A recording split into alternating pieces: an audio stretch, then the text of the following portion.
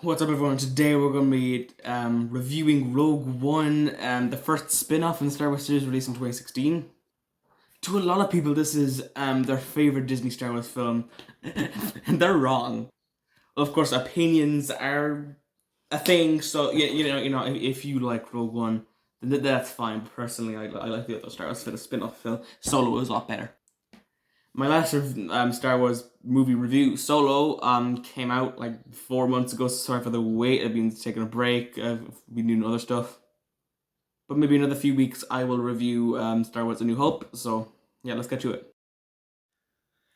Yeah, the opening of this film always confused me. What the hell was this? Oh my god, it's a ring to a planet? What? The opening thing as a whole is pretty alright, though I don't think they really do a very good job of making Director Krennic look younger, to be honest. I think he looks older in this scene, man. Especially, he does not look very good. I seriously think he looks younger later on in the movie. Switch them around, bro, come on. But yeah, this scene sets up the whole movie and all that, and blah blah blah blah blah blah. We got some blue milk in the background. Oh my god, isn't that nice? But yeah, it's an alright opening to the film. Okay, so a big problem with the beginning of this movie is it jumps around to location so fast. Swear to God, in 5 minutes we go from the ring of Catherine to Wabani to Jeddah to Yavin 4. Like, it just jumps around way too much.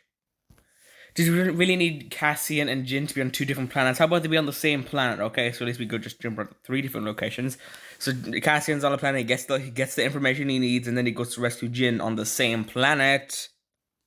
It's kind of annoying. I don't mind that we don't spend that much time in Yavin because we've already seen that planet in Star Wars before, even though we haven't really seen it much, to be honest, because it's only in episode 4 for like 10 minutes. But it's an already established planet. But like Wabani and Jeddah, they're not really that established. Okay, we only spend like 2 minutes on Wabani.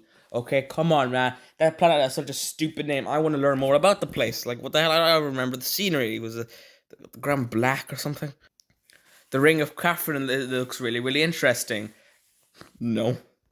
The first planet we actually get to fully explore is Jeddah, and it's just another sand planet.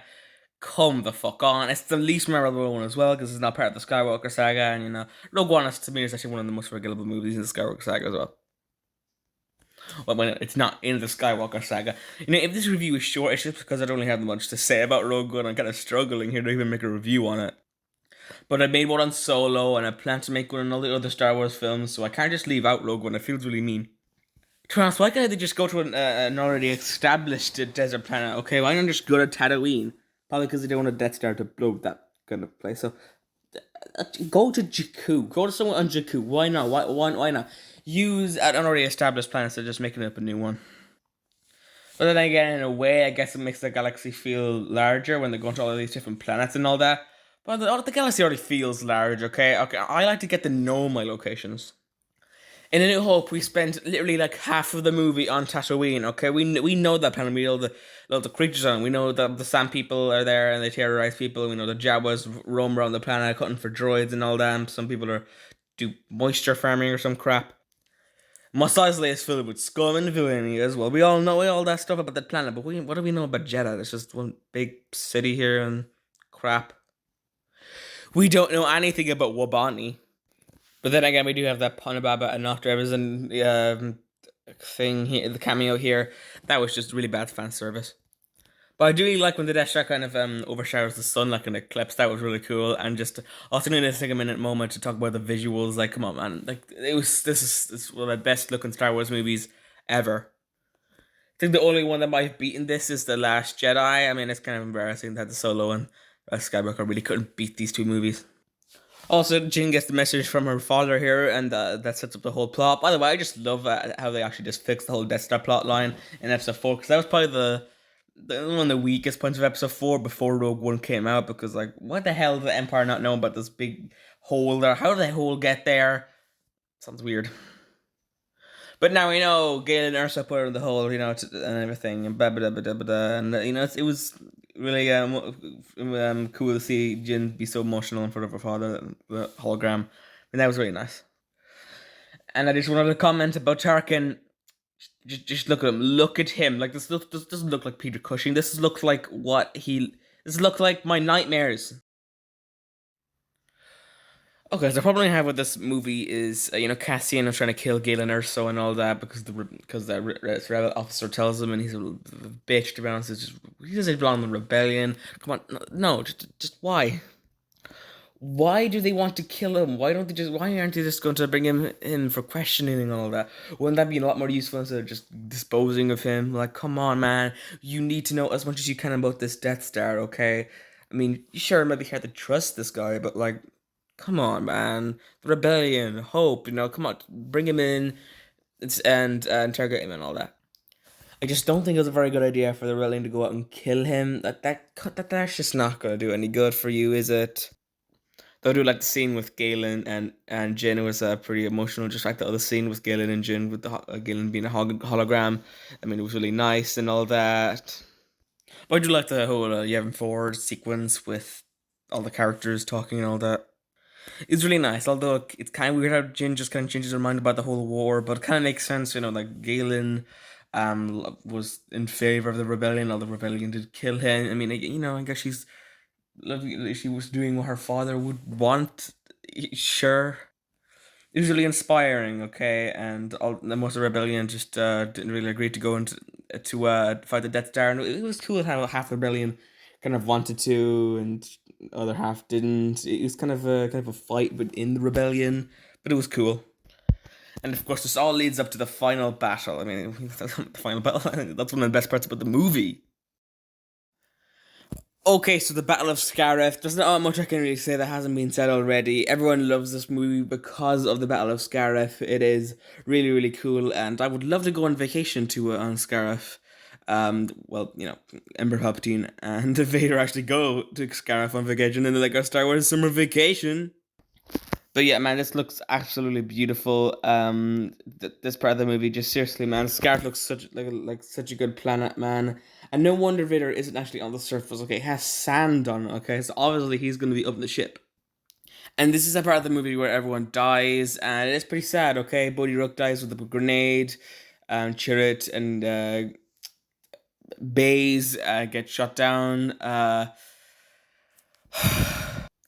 Katie Winslow gets absolutely cornered, and he gets absolutely melted, and then Cassian and Jin die with the Death Star, destroying the Scarif base. It was pretty beautiful. Okay, it was actually a pretty intense battle. Definitely my favorite part about the film.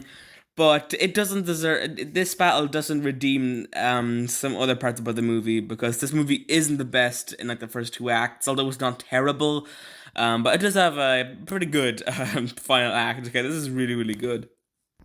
But as I said, it just doesn't make up for other parts about the movie. But whatever, it was really good, really good schemed plan and all that, and there's some really good parts about this movie that this final act that I really like. Look at this image. One Star Destroyer crashes into another Star Destroyer that then falls and crashes into the shield, which then allows the rebels to beam up the plans and basically kickstarts the whole plot for episode 4, which then leads, some chain of events that leads to the Death Star blowing up. That ship that pushed the Star Destroyer into the other Star Destroyer, that is the most, that is, it's pretty important. Okay, if that didn't work, Star Wars would be very different. I love thinking that just a small little change in the universe could set off a chain of events that would just lead to, I don't know, the Empire winning and the rebels getting destroyed, and the reign of terror will be spread across the galaxy, and some stuff would be pretty different. Yeah, this is probably one of the best parts about that battle, but it cannot beat another part. Vader's hallway scene. Oh yeah. Everyone loves this scene, and it's great, okay? It makes total sense for Vader to be absolutely slammed into the rebels, because he needs to get those plans back, and he ended up failing at the end of the day. But I love that shot where Vader's just steering out into the Tantive E4, leaving the Star Destroyer and going on its merry way. Oh man, it was so awesome. The sheer terror of the rebels as well. They're screaming for their lives. Like, their lives are on the line. Like, he's scary. Imagine seeing Vader in a hallway like this. Man, I would be crapping my pants. From both perspectives, if you know who Vader is, you know that he's pretty darn scary, okay? And seeing him would be even worse. And if you don't know who he is, this would just be really, really scary. Look at how scary Vader looks here, like with this big red lightsaber, okay? You probably would know what a lightsaber is, right? Like, and it's red. It's great, good fan service. It services the plot, unlike Dr. Everson and Ponda Baba getting shoved into the bloody movie. I love it. Also, kind of like the Jin and Cassian just kind of die and they don't end up kissing at the end because I don't really think they um really works. I feel like Cassian looks like 10 years older than Jin, so that's a little bit weird. That never just happened before in Star Wars. So, oh god. So yeah, I'm pretty happy with that. It's cool. Also, another cool scene was the Star Destroyer coming at light speed and absolutely wrecking those rebel ships. Goodbye, Admiral Raddus. When I was watching the film, I thought, why isn't Admiral Raddus just replaced with Admiral Akbar? Since we don't really see him but anytime before episode 6, it's kind of weird. But I guess he dies, so um, that's why they didn't have to. They couldn't put in Admiral Akbar. But did we really have to see Admiral Raddus die? Like, come on, just replace him with Admiral Akbar would be cool. I love seeing my boy Admiral Akbar. And in the ending scene, we see Captain Antilles and Princess Leia and Hope. Yeah, it sure is a thing.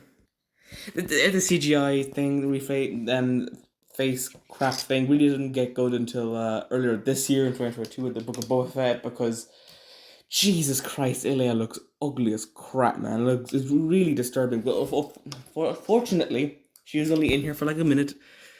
But you can't say the same about Tarkin. So that's Rogue One. It's definitely not the best Disney Star Wars film, but it is the second best. It's better than all the sequels. I don't think it can beat Solo. So I mean, it's kind of a bit accurate. I mean, I can see why a lot of people do think that Rogue One is the best Disney Star Wars film because a lot of people just hate all of them, but Rogue One is just like all right for them in their opinion. And yeah, it has a great finale, but the other parts of the film, not really that good. The characters are underdeveloped and not really that interesting in my opinion. I mean, we don't get Chirrut is pretty cool. We don't really get any information about him. I mean, Baze Malbus and Bodhi Rook barely even feel like characters to be honest. Geonoso is kind of alright, and Cassian's alright, and yeah, that's it. I mean, I like K2SO. I like him. He's a really cool death in my opinion. But yeah, other than that, guys, that is it. Hope you enjoyed this video. As I said, I might do a New Hope review in another few weeks. I have a lot more positive opinions about that movie. I have seen it a bunch. It's a Star Wars movie that I'm very, very familiar with. Anyway, I'll see you next time, guys. Goodbye.